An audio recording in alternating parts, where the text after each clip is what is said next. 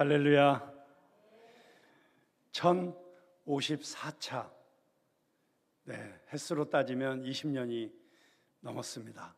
그 20여 년의 세월을 한결같이 비가 오나 눈이 오나 사람이 많이 모일 때나 작게 모일 때나 여건이 좋을 때나 힘들 때나 진보 정부나 보수 정부나 상관없이 오직 남과 북의 통일은 오직 복음으로 이루어져야 한다는 일념으로 이 기도의 자리를 지켜오신 우리 주빌리안 여러분, 저는 한없는 존경심과 감사함으로, 그리고 더 열심히 참여하지 못했던 것에 대해 부끄럽고 송구스러운 마음으로 오늘 이 자리에 계신 여러분들에게 인사를 드리고 싶습니다.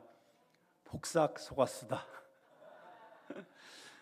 폭삭 속았수다가 제주도 방언이라는 걸 이번에 알았습니다. 정말 수고 많이 하셨습니다. 우리 옆에 계신 분들하고 한번 인사해 보시죠. 폭삭 속았수다. 이 귀한 시간에 말씀을 전하게 해주신 하나님께, 그리고 오성원 목사님과 모든 섬기시는 분들에게 감사를 드립니다. 저는 오늘 여러분들에게 한 사람을 소개하려고 합니다. 너무나도 드라마틱하고 사연이 많은 삶을 살아서 그의 이야기를 연속곡으로 만들면 최소한 60회 분량으로 방송해야 할 정도입니다. 그의 이야기는 형제간의 음모와 투쟁, 속고 속이는 반전, 사랑과 질투, 성폭행과 피비린내 나는 보복, 작은 성공과 큰 좌절, 그리고 다시 일어선 오뚜기 같은 인생. 한마디로 연속극으로 성공하기 위한 모든 조건을 갖추었습니다. 그런데 저는 오늘 그 대하 드라마와 같은 이야기를 30분짜리 단편 16mm 영화로 상영하려고 하는 심정입니다. 폭삭 속았수다를 한 편의 단막 영화로 만들면 성공할 수 있을까?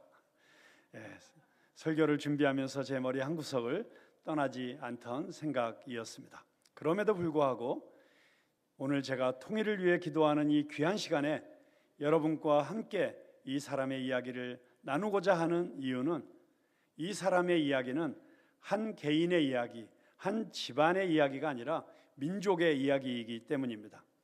이 사람의 인생을 주마간산으로 살펴보는 중에도 지금 우리가 통일을 위해서 무엇을 해야 하고 무엇을 위해서 기도해야 할지를 발견할 수 있는 복음의 메시지가 담겨 있다고 저는 믿습니다. 서로 죽일 듯이 싸우고 경쟁하고, 그래서 결국 보복이 두려워 먼 나라로 망명가 있어야 했던, 기적이 아니고서는 다시 하나가 될 수 없었던 형제. 그러나 하나님이 약속하신 아브라함의 유업을 물려받고 그의 데스티니를 이루기 위해서는 꼭 통과해야만 했던 형제의 과거. 놀랍게도 성경 속에 가장 아름다운 장면 가운데 하나인 오늘 우리가 함께 읽은 이야기 속에서 우리는 남과 북이 하나 되는 그 벅찬 순간을 떠올리지 않을 수가 없습니다. 자, 이 사람의 이름은 여러분이 이미 짐작하신 대로 야곱입니다. 그 이름의 뜻이 의미심장합니다. 많은 학자들은 야곱의 이름의 어원을 생각할 때 두 단어를 거론합니다. 첫째는 아케브라고 하는 단어입니다. 아케브, 발꿈치라는 단어입니다. 그는 쌍둥이로 태어날 때 자기가 형보다 늦게 나오는 것을 견디지 못하고 형의 발꿈치를 움켜쥐고 나온 사람입니다. 이때부터 형을 향한 그의 질투, 놓쳐버린 장자의 권리를 움켜쥐려는 그의 고단한 인생이 시작이 됩니다. 그의 이름에서 우리는 그가 평생 동안 무엇에 집착해서 살았는지를 알게 됩니다. 두 번째로 그의 이름의 어원이 될 수 있는 가능성이 있는 단어는 아카브라는 단어입니다. 속이다라는 뜻입니다. 발꿈치라는 단어가 그의 삶의 목적을 말해주는 단어라고 한다면, 이 속이다라고 하는 단어는 그의 삶의 방식을 말해주고 있습니다. 그는 그가 움켜쥐기 원했던 것을 위해서는 어떤 짓이라도 할 수 있는 그런 인간이었습니다. 마침내 그는 형에게 장자의 권리를 축복하려는 눈먼 아버지 이삭을 속이고 그 축복을 가로챕니다. 그리고 분노하는 형의 보복을 피하여 외삼촌 라반의 집으로 멀리 도망을 가게 됩니다. 그곳에서 그는 사랑에 빠집니다. 우리가 너무 잘 아는 그 유명한 러브 스토리가 등장을 하죠. 라헬이라는 사촌에게 빠진 야곱은 그녀를 얻기 위해서 7년 동안 무료로 봉사를 합니다. 그리고 마침내 결혼식을 마치고 신방에 듭니다. 그러나 다음날 아침에 깨어보니까 라헬이 아닌 그녀의 언니 레아가 옆에 누워 있었던 것을 발견하게 됩니다. 삼촌이 야곱을 속인 것입니다. 천하의 사기꾼 야곱이 어이없이 속아 넘어간 이 사건은 당사자로서는 땅을 칠 일이겠지만 구경하는 입장에서 보면 너무 재미있습니다. 큰아들이 되고 싶어서 발버둥 치다가 둘째 딸을 얻기 원했는데 큰딸과 결국 결혼을 하게 되는 것입니다. 성경 구석구석에는 자세히 살펴보면 이렇게 기가 막힌 하나님의 유머가 숨어 있습니다. 결국 7년을 더 일하고 두 자매를 다 아내로 얻게 된 야곱은 자식도 12이나 낳고 점점 더 부자가 되어갑니다. 결국은 외삼촌 라반의 자식들이 야곱을 질투하고 미워하기 시작합니다. 이제 더 이상 그곳에 머무를 수 없게 되자 야곱은 다시 아버지의 집으로 돌아가게 됩니다. 문제는 이제부터 시작입니다. 아버지의 집에는 아직도 그를 미워하고 장자권을 속여서 훔쳐간 동생에게 복수하기 위해서 기다리는 형 에서가 있습니다. 그는 야곱과는 달리 남성적이고 활달한 성격의 사냥꾼으로 살아온 사람입니다. 도저히 힘으로는 그의 적수가 되지 않습니다. 여기서 잠깐 에서에 대해서 생각을 해보겠습니다. 사실 에서와 야곱을 인간적으로 비교해 보면 훨씬 훌륭한 편이 에서라고 생각할 수 있습니다. 인간적으로는 너무 괜찮은 사람입니다. 잘생겼습니다. 착합니다. 대범합니다. 남성적인 매력이 철철 넘칩니다. 사냥꾼입니다. 말 타고 평원을 달려오는 에서의 모습을 보고 반하지 않을 사람이 없었습니다. 그런데 왜 에서가 아니고 야곱이었을까? 왜 에서가 아닌 야곱이 아버지의 축복을 받고 이스라엘 민족의 조상이 되었을까? 여기서 우리가 에서의 문제가 두 가지 있다는 것을 발견하게 됩니다. 에서는 인간성이 참 괜찮은 사람이었어요. 성경을 자세히 살펴보면 그냥 억울한 일이 있어도 툭툭 털어버리는 그런 사람이었습니다. 그런데 그의 문제는 무엇이었는가? 한 번도 에서가 기도했다는 이야기가 나오지 않습니다. 하나님을 찾았다는 이야기가 나오지 않습니다.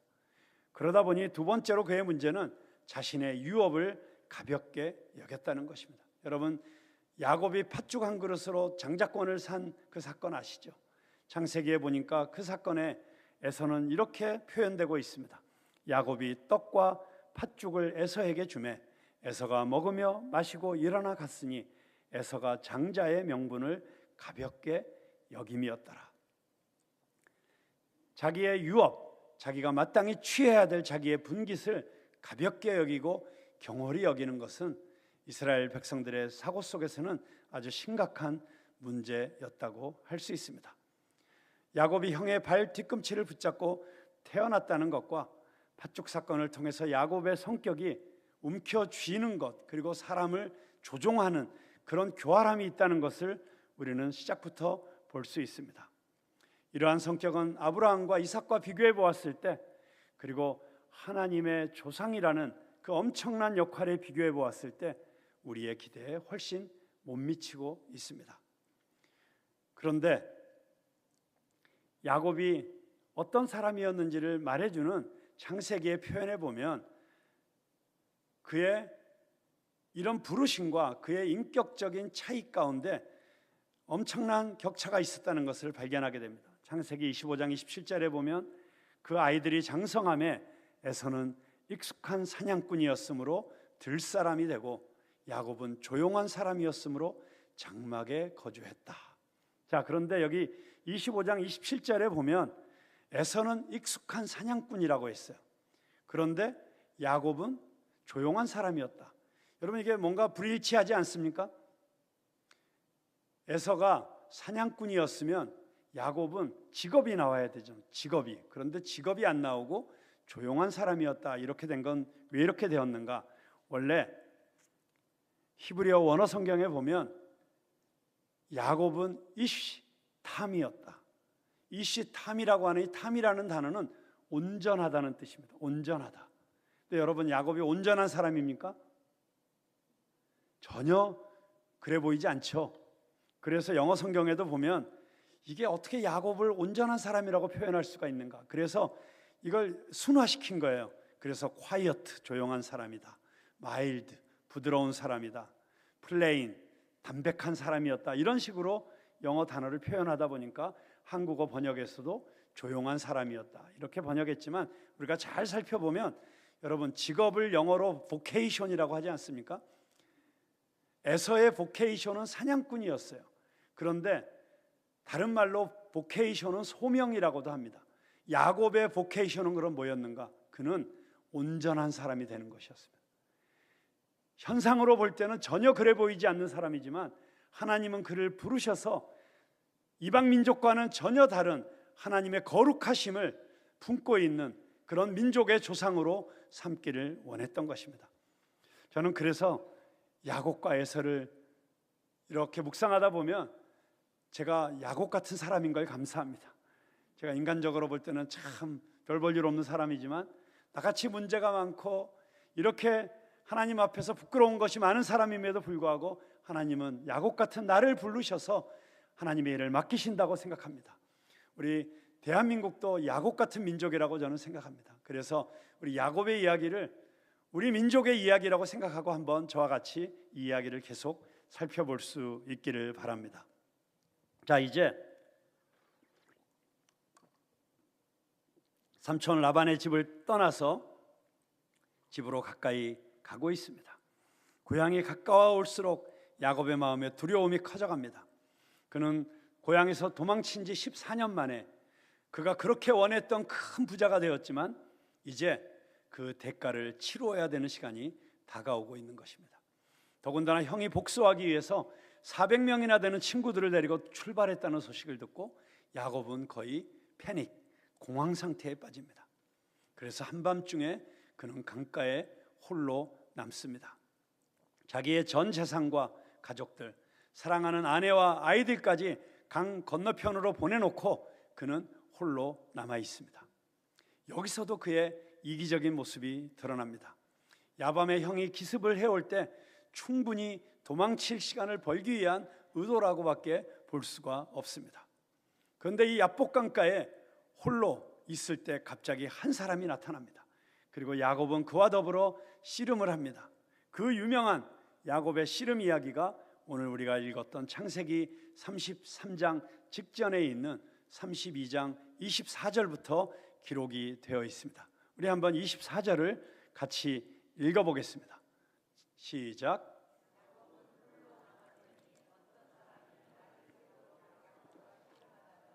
자, 여러분, 이 사람이 누구일까요? 어떤 사람이 날이 새도록 야곱과 씨름했는데 이 사람이 누구일까요? 컴컴해서 잘 보이지 않았지만 에서였을까요? 하나님이었을까요?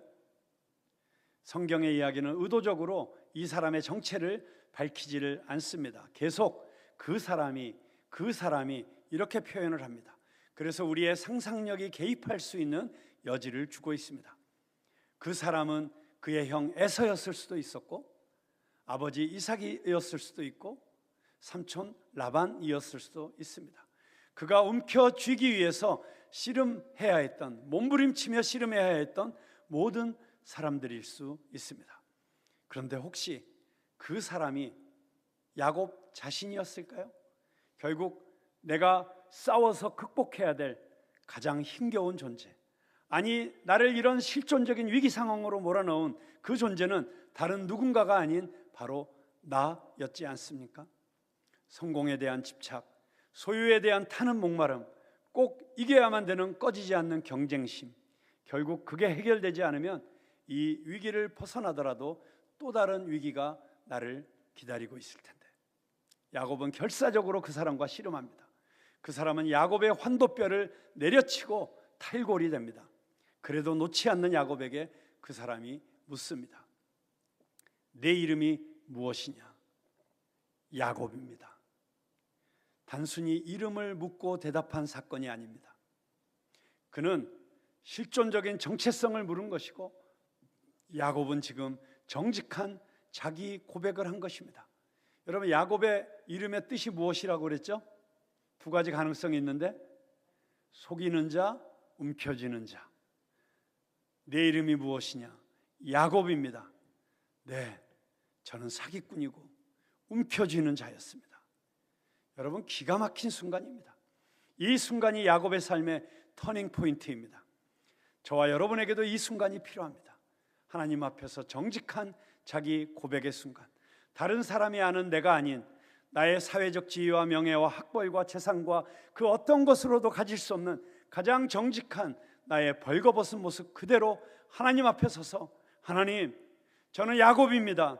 저는 나쁜 놈입니다. 저는 거짓말쟁이입니다. 저는 세상의 헛된 것에 집착하여 살아온 인간입니다. 그런 정직한 고백을 하는 순간, 그 순간이 하나님이 내 삶을 만지기 시작하는 순간인 것입니다. 저는 남과 북이 하나 되는 그날을 준비하는 한국 교회 안에도 이 정직한 고백이 있어야 될 줄로 믿습니다. 하나님이 주신 그 놀라운 부흥과 축복을 세상적인 가치와 맞바꾸어 버려 한국 사회를 영적으로 도덕적으로 이끌지 못하고 오히려 세상으로부터 손가락질 받는 처지가 되어버린 이 책임을 통감하고 하나님 앞에 정직한 회개의 기도를 올려야 할 줄로 믿습니다. 저는 이 귀한 주빌리 기도 모임이 정말 하나님 앞에서 우리 한국 교회의 모습을 정직하게 고백하고 내 잘못이라고, 내가 죄인이라고 하나님 앞에서 우리 한국 교회를 대표하여 기도하는 성도들이 모이는 기도의 자리가 되기를 주님의 이름으로 축복합니다. 야곱이 그 사람에게 되묻습니다. 당신의 이름도 알려주십시오.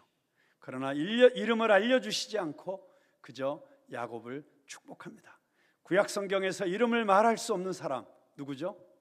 이름을 말해서는 안 되는 존재, 하나님이십니다. 그래서 30절을 보십시오. 야곱이 이렇게 고백을 합니다. 자, 30절 한번 읽어볼까요? 시작.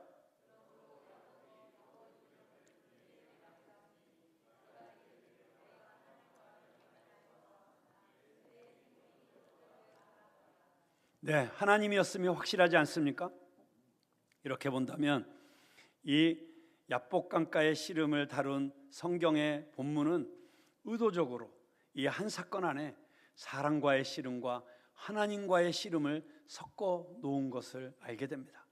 그 자신의 성품과 다른 사람들의 관계와 하나님과의 관계에서 그가 직면해야만 했던 어떤 정말 치열한 자기 인생을 건 실존적 씨름을 신학적으로, 심리학적으로 심도 있게 그려내고 있다고 볼 수 있습니다.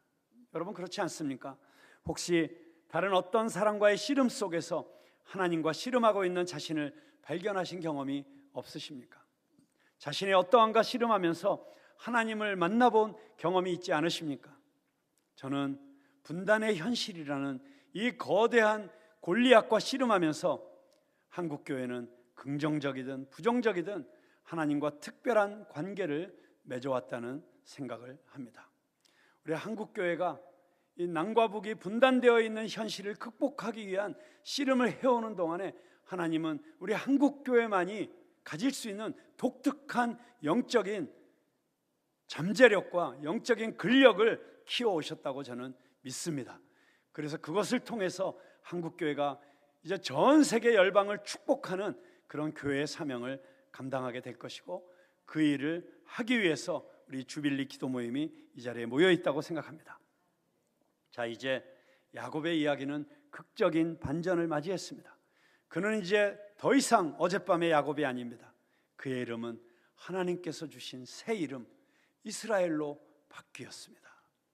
그가 걸어 나올 때 다리를 절었다고 하는 것은 그가 이 씨름을 위해서 대가를 지불했다는 것을 보여주고 있습니다.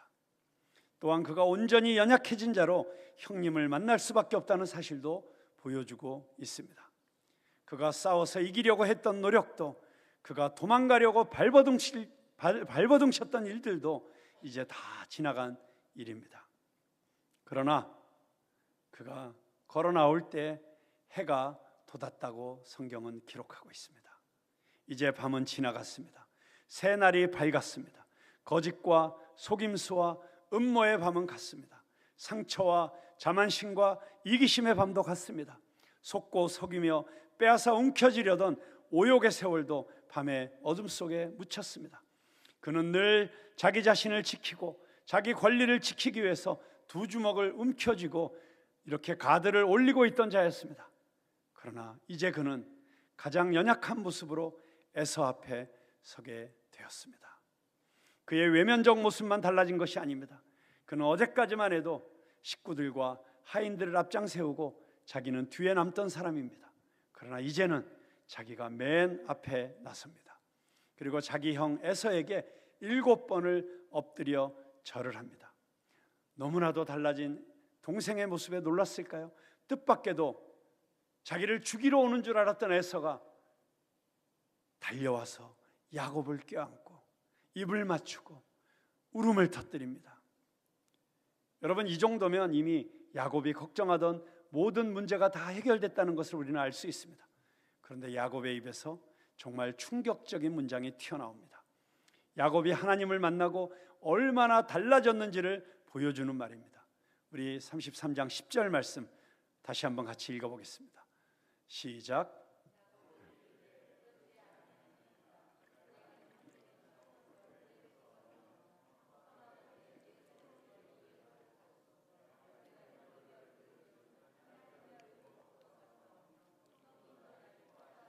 아멘, 아멘.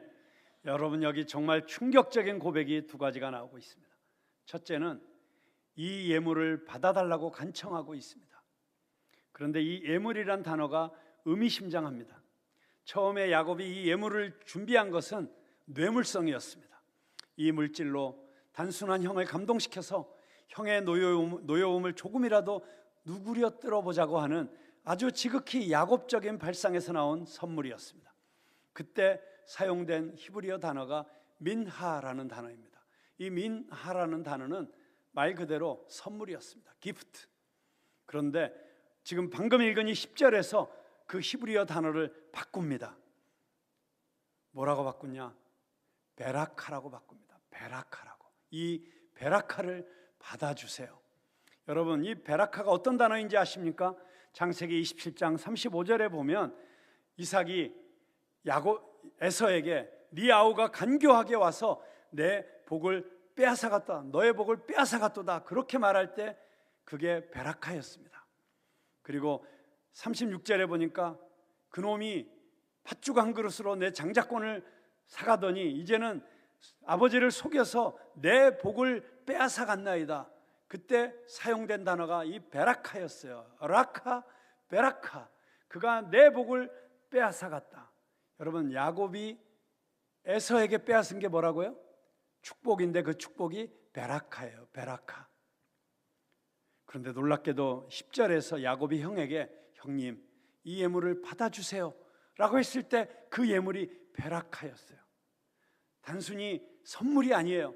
형님, 내가 형님에게 빼앗았던 그 베라카, 내가 그토록 형님에게서 빼앗고 싶었고 또 눈만 아버지를 속여가며 빼앗았던, 그래서 형님 마음을 그렇게 아프게 했고 아버지 마음을 그렇게 아프게 했고 내 인생마저도 이렇게 힘들게 만들었던 그 축복을 형님께 돌려드립니다. 물론 성경에 이렇게 자세하게 기록되어 있지는 않습니다. 그렇지만 이 성경의 행간을 읽어보면 여러분, 야곱의 목소리가 들리지 않습니까? 형님, 제가 어젯밤에 하나님을 만났습니다. 제 존재를 걸고 씨름했습니다. 그리고 하나님 앞에 무릎 꿇었습니다. 근데 하나님 만나고 보니까 제가 지금까지 그렇게 움켜쥐려고 발버둥 쳤던 게 얼마나 부질없는 것인지 알게 되었습니다. 이것은 형님 것입니다. 형님 받아주세요. 여러분, 저와 여러분이 경험했던 것처럼 하나님을 만나고 예수님을 만나고 예수님을 나의 구주로 영접하고 그분이 내 안에 들어와서 나는 죽고 예수로 사는 삶을 살게 되면 이렇게 인생의 혁명적인 변화가 시작되는 것입니다. 물론 그 변화는 사람마다 다를 수 있습니다. 어떤 사람에게 그 변화는 번개가 치고 벼락이 때리듯이 한순간에 찾아올 수 있습니다. 어떤 사람에게 그 변화는 새벽 이슬이 천천히 옷고름 적시듯이 그렇게 조금씩 이루어질 수 있습니다. 분명한 것은 예수님을 만나면 삶이 변화된다는 것입니다. 가치관이 바뀝니다. 삶의 목표가 바뀝니다. 습관이 바뀝니다. 취미가 바뀝니다. 이름이 바뀝니다. 사랑받는 자가 내 이름입니다. 왕같은 제사장이 내 이름입니다. 하나님의 연인이 내 이름입니다. 그러나 그 무엇보다도 사람을 대하는 태도가 바뀝니다. 사람을 대하는 태도, 그렇습니다. 하나님을 만나 그 안에 하나님의 형상이 회복된 사람들은 동료 인간들을 바라보는 시선이 바뀌게 됩니다. 야곱의 고백을 들어보십시오. 내가 형님을 배운즉, 형님의 얼굴을 배운즉 하나님의 얼굴을 본 것 같사오며. 어제까지 형님은 경쟁과 타도의 대상이었습니다. 그만 없어지면 이 모든 것이 다 내 것인데, 어제까지 형님은 두려움의 대상이었습니다. 미움과 원망과 질투의 대상이었습니다. 그런데 그 형님의 얼굴 안에서 하나님의 얼굴을 보고 있습니다. 여러분, 이게 기적입니다. 복음 통일의 기적은 저와 여러분이, 그리고 한국교회 성도들이 북한 동포들에 대한 이런 혁명적 변화를 경험해야 일어날 수 있다고 저는 믿습니다. 지금 우리는 고난주간의 한복판을 지나가며 이 주빌리 기도 모임을 하고 있습니다. 내일은 성금요일입니다. 십자가를 생각해 보십시오. 하나님과 원수되었던 우리를 사랑하셔서 독생자 외아들 예수 그리스도를 보내주셨고, 예수님께서는 조롱과 채찍질을 당하시면서 골고다 언덕을 오르셨습니다. 왜요? 무엇 때문에? 사랑 때문에. 사랑 때문에. 하나님 아버지의 사랑 때문에. 그래서 이 시간 우리가 기도할 때 우리는 무엇을 위해서 기도해야 되겠습니까? 하나님의 사랑이 저와 여러분을, 그리고 우리 한국교회 성도들을, 그리고 그 한국교회 성도들로부터 시작된 이 놀라운 사랑과 은혜의 강물이 이 남한 땅 전체를 다시 한번 채우고 흘러 넘쳐서 저 북녘 땅까지 흘러 들어가는 엄청난 사랑의 파도를, 물줄기를 만들어 낼 수 있도록 기도해야 될 줄로 믿습니다.